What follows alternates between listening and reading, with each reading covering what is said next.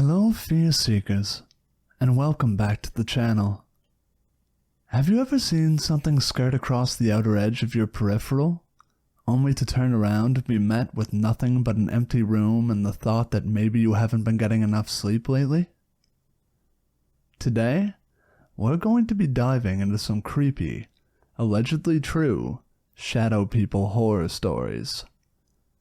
Now, it is a dream of mine to read subscriber horror stories someday. With that in mind, I'd ask that you subscribe to the channel and like the video so we can make that happen together. If you have any scary stories from your own life, feel free to submit them to the email in the description. I would be honored to read them. Now without further ado, sit back. Keep an eye on that suspicious shadow in the corner of the room, and get ready to ferment your fears.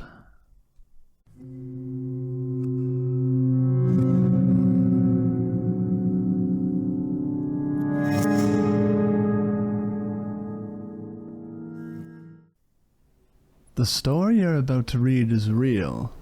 I finally decided to go public with my experiences after nearly 3 decades with just a few close family members and friends knowing.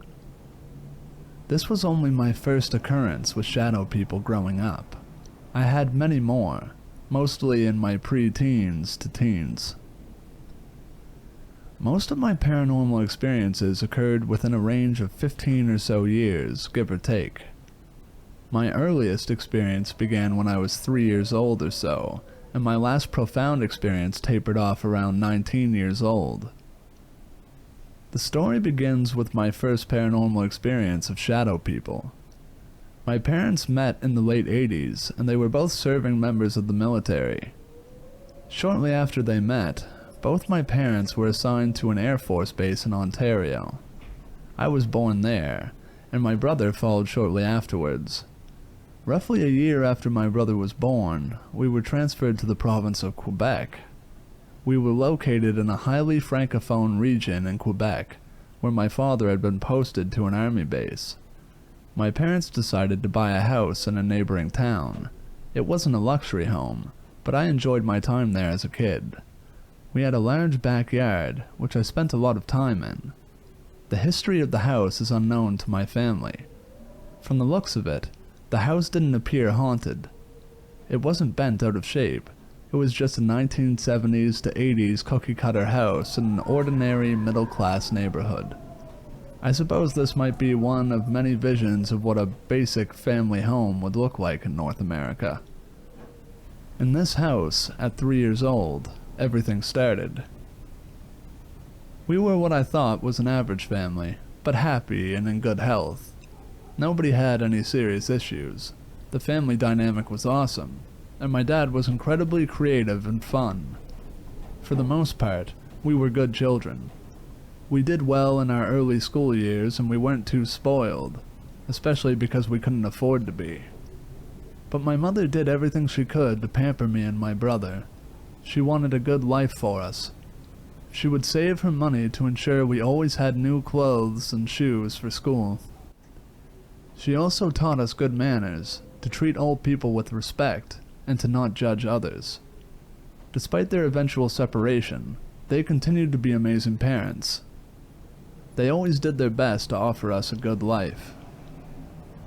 When we moved to this town, my mother sacrificed her service to follow my father's.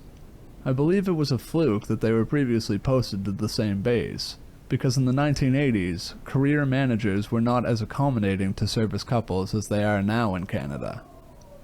She decided to use this opportunity to raise her children and look after the home until we were old enough to look after ourselves. Once you entered the front door of the house, there was a small square area for removing your boots and hanging your keys. There were 2 sets of stairs directly in front of you, one to the ground floor and one to the basement. Below and directly to the left there was a bathroom, and inside the bathroom on the left side there was a small storage space. The space was large enough to kneel down and walk into, so my dad used the space to develop the film since it was a dark and secluded room. While the restroom was on the left, my room was on the right, which was beside my parents' room.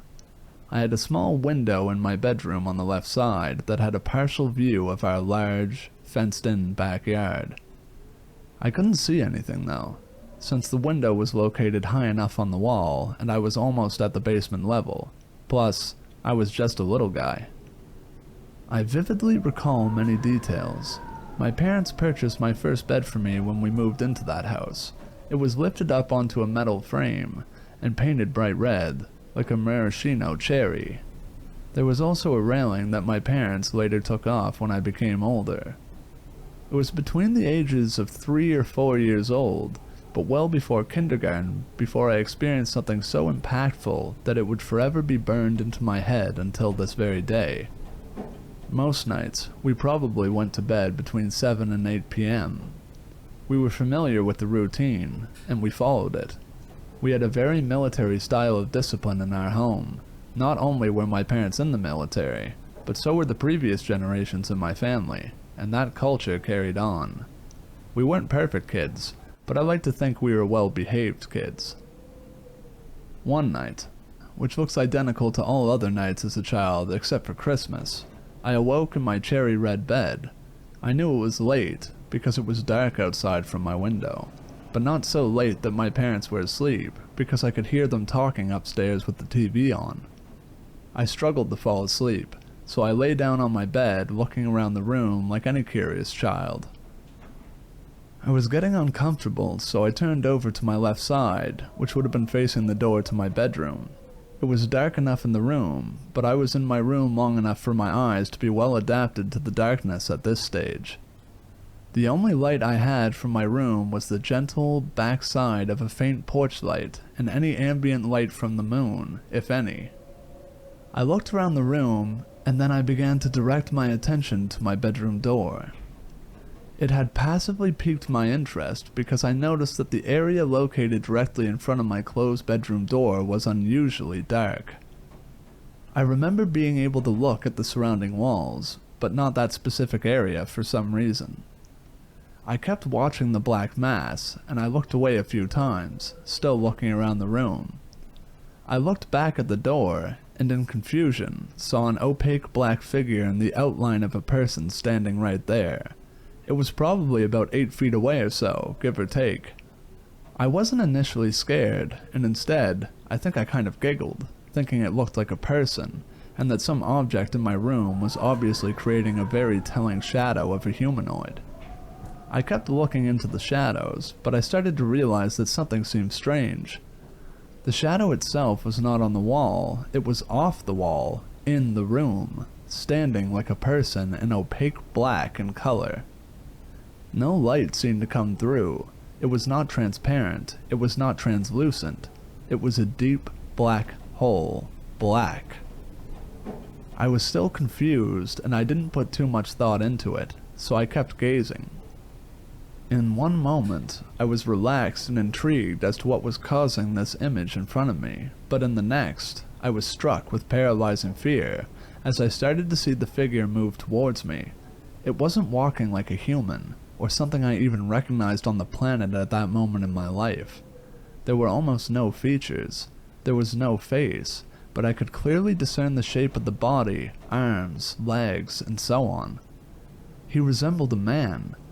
When the shadow approached me, it didn't do so by walking. There were no fluid, human-like limbs moving around in a human-like or even Earth-like fashion. This shadow would vanish, then reappear a step or two closer in a moment, as fast as a shutter can trigger on a camera. I didn't stop looking. I could not shout. I trembled, I cried, and I had my blanket set against my eyes, but I kept watching, as if it was a film.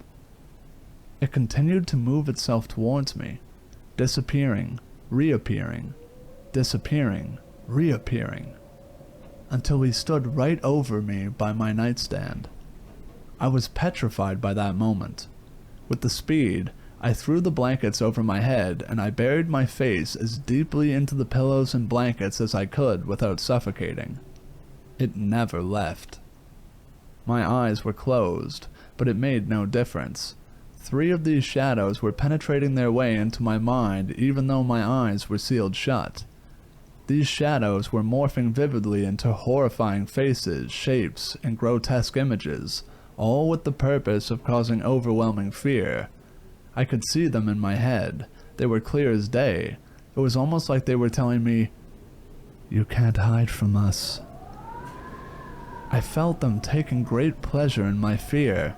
It was very dark and sinister, and I couldn't get these figures to leave. I felt trapped, like a deer being surrounded by wolves, and I could no longer bear it, as I knew I had no place to hide. Somehow, I had the courage to dash out of my room and scream for my parents. I remember running up the stairs to the living room, tripping on the way as I shouted, "Mommy, Daddy, I have a man in my bedroom." I was emotionally distraught, weeping, trembling, and hyperventilating. My mother did what I think most moms would do, and tried to reassure their kid that it was just a dream and to go back to sleep. I insisted on the fact that there was a man in my room. My parents took me back to bed, turned on the light, and said a prayer while leaving a holy crucifix underneath my pillow. It is the only case I can recall in this specific town, but it wasn't my last experience. They came back at times later in my life, from the age of 9 to 18, and at a much higher intensity.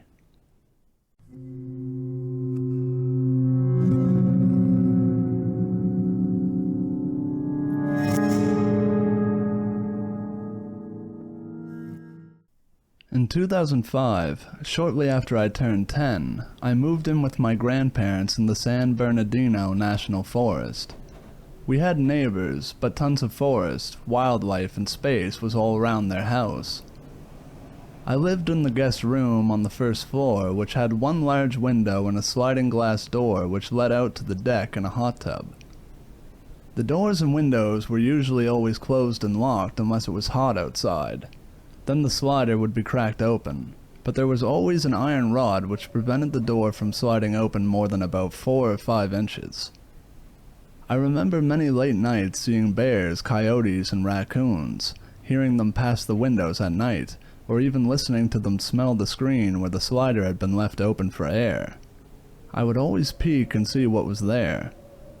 My grandparents were early to bed and early to rise types, but from a very young age I've had insomnia and would lie awake long after everyone in the house went to bed.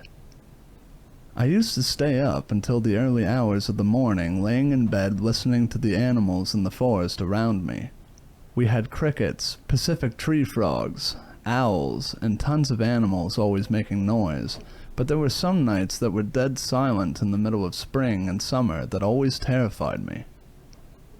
I would see brief flashes of light behind the curtains of the window which looked east into the forest and towards a neighboring cabin that I could see from my window that was not used. It belonged to a neglected kids camp that hadn't been used in years and was closed to the public. My grandparents would tell me I had an overactive imagination, but the lights never felt right. I lived there for about a year before things started getting worse. The only light in my room at night was from a small green LED clock on the cable box. It wasn't a ton of light, but I could see enough of the room in the low glow to walk around without bumping things. Most nights, the moon illuminated the curtain on the eastern window just enough so you could see the shadows of the trees. When I saw the flashes from outside of that window, the shadows of the trees on the curtain were gone. On a few particular nights with multiple flashes, I swear I could see the occasional figure in front of that window. Those were always the silent nights too. I would close my sliding door as fast as I could and hide under the covers thinking it was Bigfoot or a monster. Nothing really ever came of it at first. I just felt like a scared child and generally kept it to myself after my grandparents were so dismissive of the flashing lights. By the beginning of the summer of 2006, I started feeling unable to move when these things happened. I stopped leaving my slider door open for a long time. I'd see less flashes but feel myself get chills lying in bed randomly at night and find myself staring at the window feeling paralyzed. A couple of weeks after school ended, I'm confident some entities started entering my room. I have these memories of the green LED clock from the cable box going out in the middle of the night and seeing all these shadow-type figures surrounding my bed. This happened for a couple of years, off and on. It started with just 1 or 2, but as the time went on, I would see the numbers grow up to 5 or more sometimes. They were tall, dark figures, but their outlines were blurry. I could see their eyes. Their eyes always reminded me of an animal's eyes in the headlights of a car. I couldn't move or blink in their presence. My eyes would burn from feeling like it was impossible to close them. The figures usually didn't move a ton, but when they did, it was terrifying. Their blurry edges made me feel very uncomfortable, and it only got worse when they looked into my eyes. At some point, it would feel like I was falling when they looked at me. I would feel every part of my body want to tense up, but I couldn't do anything.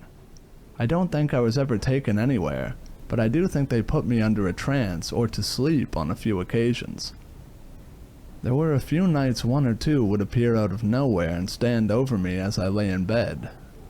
I don't remember it ever feeling malicious or like ill will would happen to me, but it was still horrifying. I remember being physically touched a couple of times, which immediately made me nauseous. As awful and scary as they felt being around, I always dreaded what happened after they left after really long encounters. I would have vivid, fast-paced dreams, always in a black and brown color scheme that felt so off.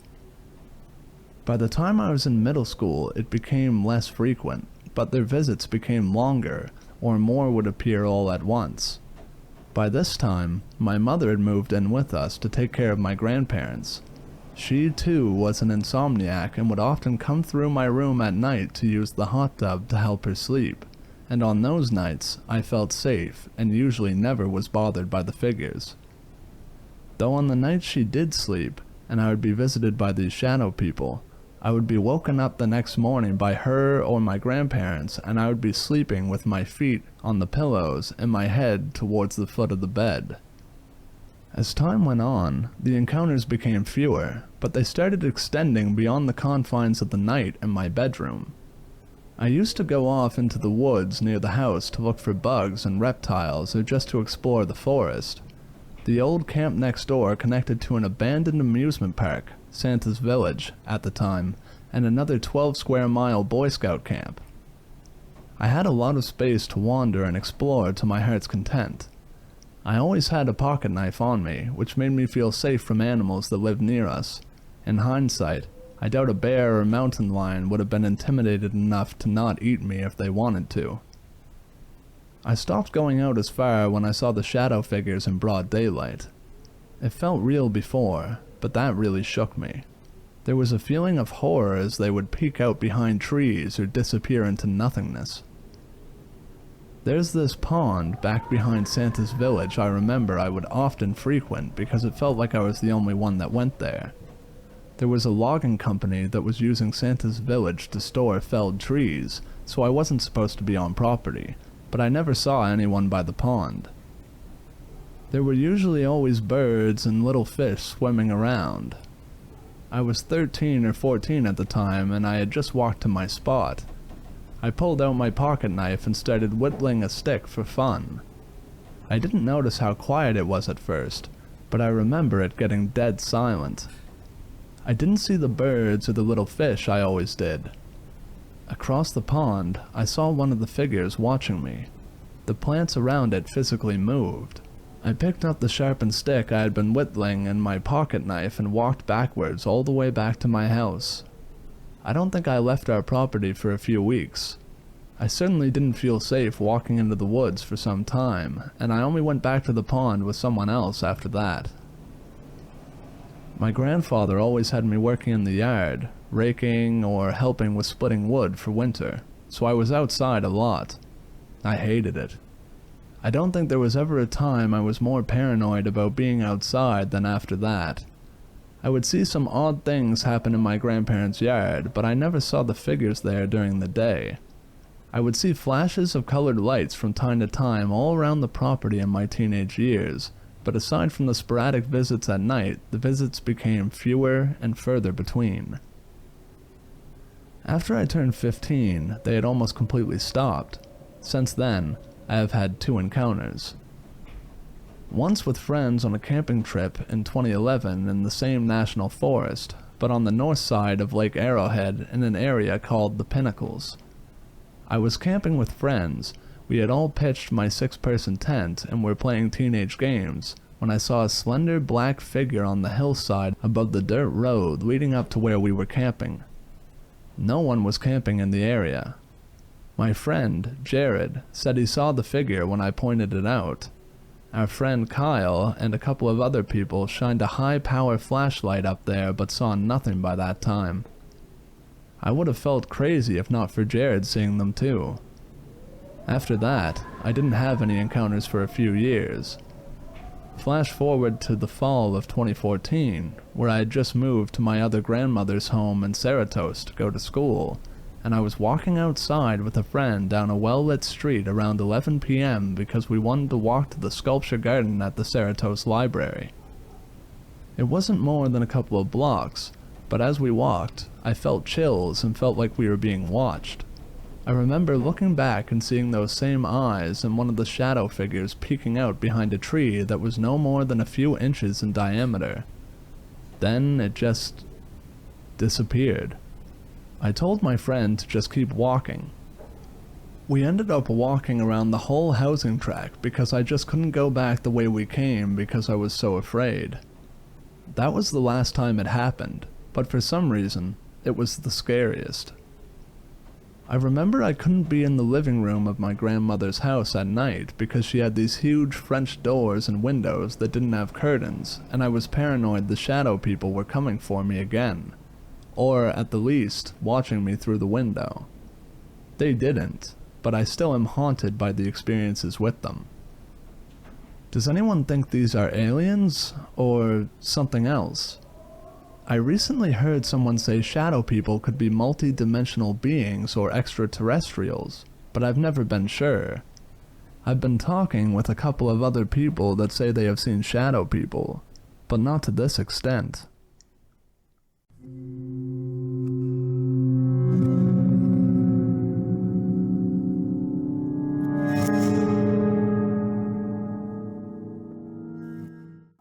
Greetings everyone.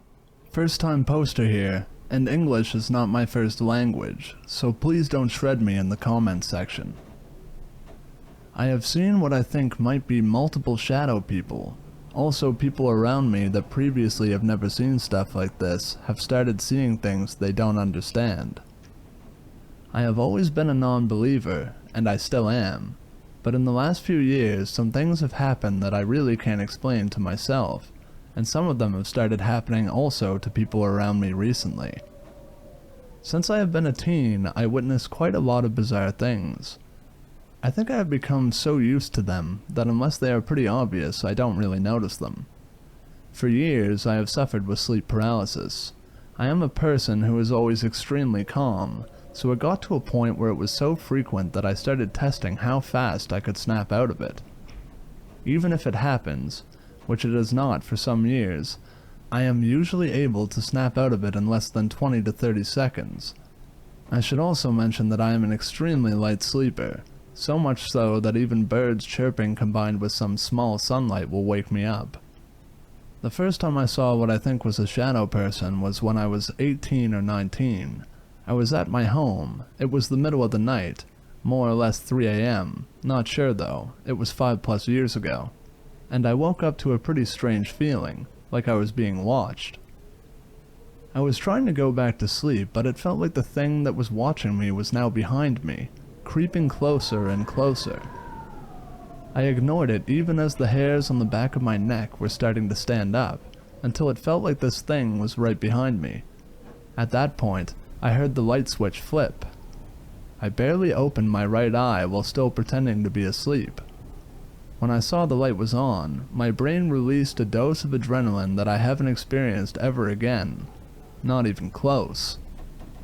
My house is basically the only one in the neighborhood which has never been robbed or broken into, although people have tried a couple of times, and I made sure to scare them off for good. Since my room is one of the 2 easy access points, I always slept with my old broken hockey sticks by the side of my bed, just in case I ever needed them. But this time I thought that I had no time for that. In one motion, I jumped up on my bed while throwing my bedsheets over where I thought this intruder would be, just behind my back and close to the light switch. When the blankets were flying, for a split second I saw this black silhouette of a person.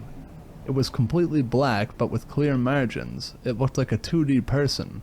No facial features except a white space that resembled a grin and hairs like Lisa Simpson, only longer, pointing in every direction. When I was jumping up, I was basically level with where its eyes, if it had any, would be, and judging from my height, 2.02 meters, and the fact that I was still on the bed, that thing should have been at least 2.3 or 2.4 without counting its hair. As soon as the blankets started falling, they got in between me and it, and they fell to the ground like nothing ever was there. I was so shocked I stayed there for about 20 seconds trying to process what had just happened and what I had just seen. I took my hockey stick, did a full sweep of my room, and all the doors and windows were locked. I went outside of my room, did a full sweep of the house and found that no door had been left unlocked, and the alarm was working. To this day, I have no idea what happened that night. Another encounter I had was in the middle of the night a couple of years after. I was returning my girlfriend home at 3 or 4 a.m. Her mother wouldn't let her stay to sleep at my place, so we went to bed early so we could hop in the car and I could drive her home before her mother would wake up. We were going down the road. It was a full moon that night, and there was pretty good visibility. If you let your eyes adapt, you can easily drive without lights on and no streetlights. We were on the road, right lane. I live in Italy, and on my right I had this huge field which sits empty most of the year, because during the summer they sell lots and lots of trees, and they place them to make something akin to a plant showroom, so it is neatly kept all year round. I was driving down the road when I saw something really massive running down this field, coming towards the road, while it was passing in front of some of the spotlights that a house on the hedge of the field had. It was quite taller than the first one, 2.8 or maybe even a full 3 meters, and it was 3-dimensional and very buff. Imagine a Bigfoot, only completely black and with no fur, moving as fast as a hockey player on ice. I saw it. I fixed my eyes on it, and it seemed to notice this. It stopped at a distance of 4 or 5 meters away, looked towards us, and then sped back the way it had come at an even faster pace than before. My girlfriend was sleeping at the time, but I had to pull over because I really couldn't believe what I had just seen and I felt like I had to cry. No idea what it could have been, since there are no cryptids around in my country that could resemble anything like it. And also at the time I had no idea what a cryptid was. Still have no clue what it might have been. The last one that I wanted to share was not witnessed by me directly, but by one of my flatmates, and it's the reason why I'm writing all of this stuff in the first place. She had never experienced anything like this before, and it is the first time someone with no prior knowledge has told me about a similar experience. Basically, she approached me one morning asking me what I was doing in their room. She shares it with another girl, in the middle of the night. I told her that I had no clue what she was talking about and that I had slept like a rock all night, and she seemed quite freaked out. I asked her to tell me what happened, and she told me she woke up in the middle of the night to someone standing in the middle of the room staring down at her. She said she first thought the other girl was sleepwalking and standing on her bed or something, but she was out for the night and didn't come back until after we were done talking the next day. She described this figure as being pretty buff, roughly 2.5 meters tall, and she said it was completely black and she could make it out as being blacker than the rest of the room, which was pitch black as well. She said that it was pretty unsettling, so she just faked being asleep and pulled her covers up over her face. As a joke, I told her she had finally met Ba. Me and my girlfriend got to call this shadow person or whatever it was Ba, following a strange thing that happened with a radio. But that's something for another time, maybe. and told her about the other 2 stories I have already spoken about above. She said she didn't believe it, but since she was highly suggestible, me and another flatmate decided to joke around a bit. So I told this girl that I was able to speak to Ba in a lucid dream, and it told me he would prove to her that he existed for real. The plan was to plant the photo of a guy she said kind of resembled the figure she saw in her bed, but we were quite obvious about it. We intended to just lighten up the mood and make her forget about the situation, and we all had a good laugh about it. The day after we pranked her though, I was the only person home, playing at my PC when I heard a lot of noise coming from the bathroom. I thought nothing of it, since I know a lot of people here are clumsy and they had probably just knocked over their shampoo while they were showering. What had happened though was that her entire bathroom cabinet collapsed for no apparent reason. I was the only one at home for the whole day. That night, I asked her what had happened, and she showed me that the plastic inserts that held up her shelf looked like they had been cut off. To be honest, I have no idea what this thing might be. I don't really believe it to be anything at all, probably just some combination of coincidences. Although the last episode made me think there might be more to it, so I come here to ask for opinions. Based on the description I have found online, the things I have seen seem to resemble shadow people, but I am not really knowledgeable about the paranormal. Any idea what it might be? If it might help, there are plenty more things that happen around me that people have started to make me notice, but the post is already long enough and I don't want to make it overwhelming. Thanks to everyone who took the time to read all of this.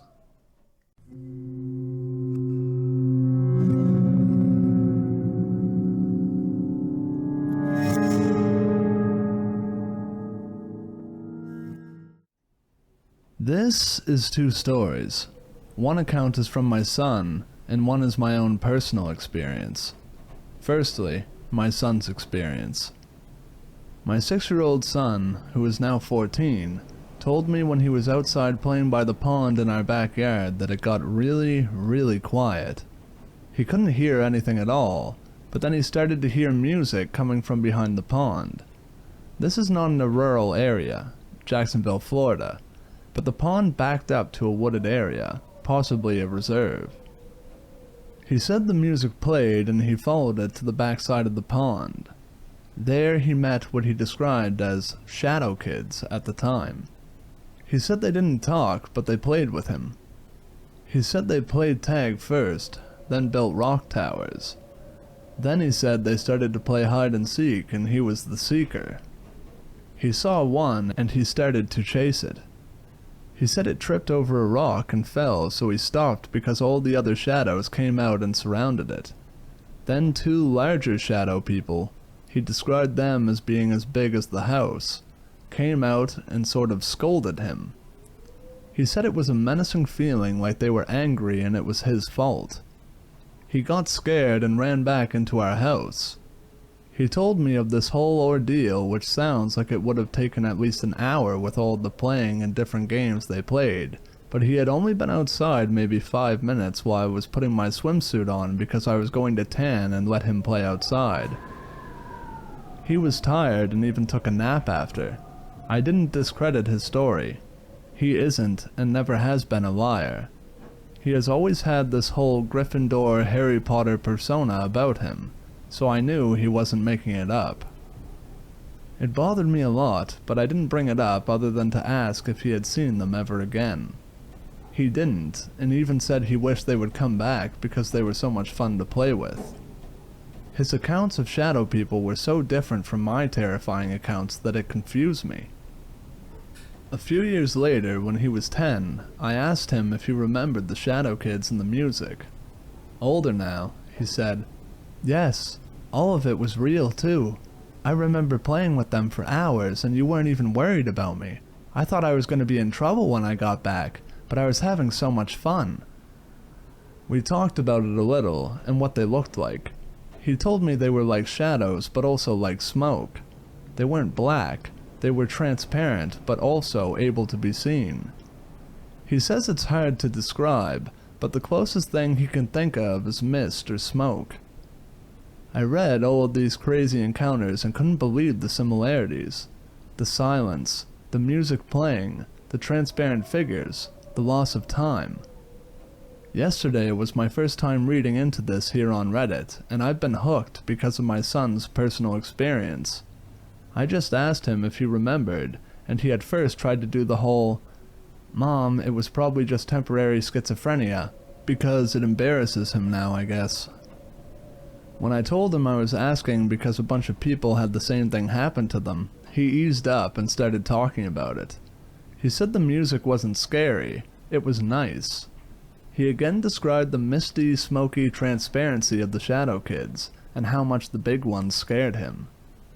This time, he added it was dark when he ran home and he went to bed.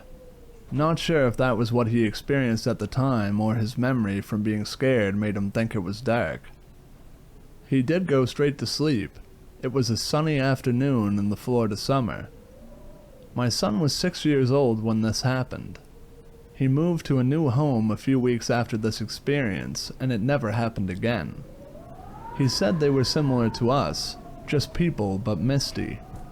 He said the silence made him think he went deaf at first. He couldn't hear anything until the music started playing. The music played the whole time until he ran back into the house. Now on to my terrifying encounter. The year before my son's encounter, I was asleep in my bedroom with my Boston Terrier Delgado. In the middle of the night, I woke up because I heard a loud crack. It sounded as if a large piece of plywood had fallen onto a tile floor. I sat up and so did my dog. My bedroom was shaped in a way where the doorway is sunken in, kind of the shape of the state of Alabama, if Alabama had all straight edges with the southwest corner of the state being where my bedroom door was. I looked towards my door because I was going to get up and see what fell. My husband was on the couch in our living room playing video games on the other side of the wall. It was a small 900 square foot apartment, and I could hear the TV. I'll be damned if when I looked towards the door I didn't see someone standing there. I tried to adjust my eyes, because my room was pretty dark. My bedroom window was large, but it was facing a wooded area, so there wasn't any moonlight or lights of any kind. My eyes focused and I could tell it was a man. I said my husband's name, thinking he was trying to scare me. I didn't get an answer. This man stepped out of the doorway, and that's when I realized it wasn't anyone I knew. It was a person, and this person was at least 7 feet tall. Looked like a guy wearing normal clothes and a hat. Wait, maybe a baseball cap. It was so dark, but it was definitely a person. My dog saw it too, and he started growling. That's when the good old cliché overwhelming sense of dread came over me. It was like it poured over me like water. I went from being curious to full adrenaline pumping through my veins. The dog was the confirmation I needed to snap me into survival mode. My thoughts were going 10,000 miles per hour. I darted my gaze to our bathroom door, which was also shut, and I knew I couldn't book it in time before this guy closed in. I had nothing near me I could use as a weapon, and this guy was so big he was taking up all the space in front of my closed bedroom door. The dog stood up next to me and started barking like crazy. I did the only thing I could manage, and that was to start shouting. I screamed, "Who are you? What are you doing in my room?" No answer. He just stepped in closer. His arms were bowed and he was sort of hunched forward like he was coming to strangle me.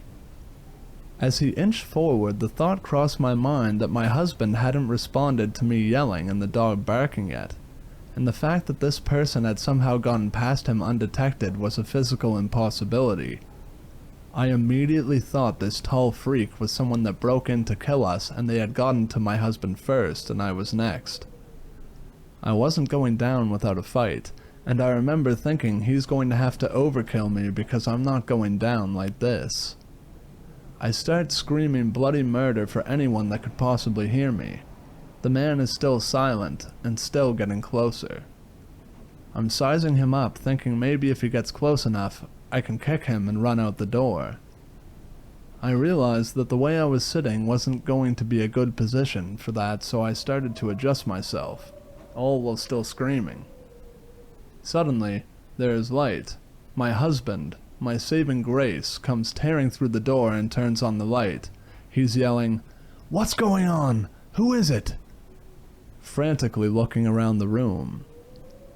I tell you no lies when I say this giant 7-foot-tall, scary-ass serial killer man evaporated right in front of my eyes. It wasn't like the lights turned on and nothing was there. This thing slowly dissipated right in front of me. I watched it fade away, just like you would see in a ghost movie, but it was more three-dimensional. Sort of like water mist if you have ever been to a water park or a theme park where they have those misters that cool you off. It had on what looked like normal clothes, like a shirt and jeans. I remember either the hat or the shirt looked sort of orange, but he had no face. It was maybe 2 feet away from me, hands stretched out like it was about to grab me. I could see my husband through it, and then it was gone. I have never been so shook in my entire life. I was shaking and crying great big tears while my husband was so confused. He thought I just had a bad dream. Our neighbor called the police because of my screaming, and I had to tell the cops I had a nightmare because I can't just tell cops I saw a 7-foot-tall monster in my bedroom. That was embarrassing. To this day, I know I wasn't asleep. I know the difference between half dreaming and being asleep and dreaming. Dogs can't see your dreams either. I was so scared that night I shook uncontrollably for hours. I had literally been terrified to the point I couldn't stop trembling, which has never happened to me before. And I've had a rough life with plenty of scary real-life happenings. I couldn't sleep all night, and didn't fall asleep by myself for years after.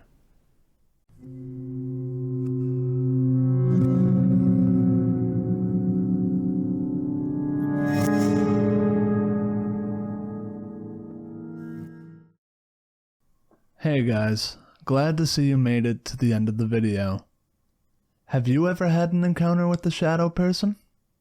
Let me know in the comments below. If you have any scary stories from your own life that you feel need to be told, submit them to the email in the description, and I will do my best to share them with the rest of the community. Don't forget to stop by the official Fermented Fears Twitter page for any updates and for all things spooky. Alright guys, that just about wraps up the video. Thank you for watching. I hope you enjoyed it. So long, Fear Seekers. I'll see you in the next video.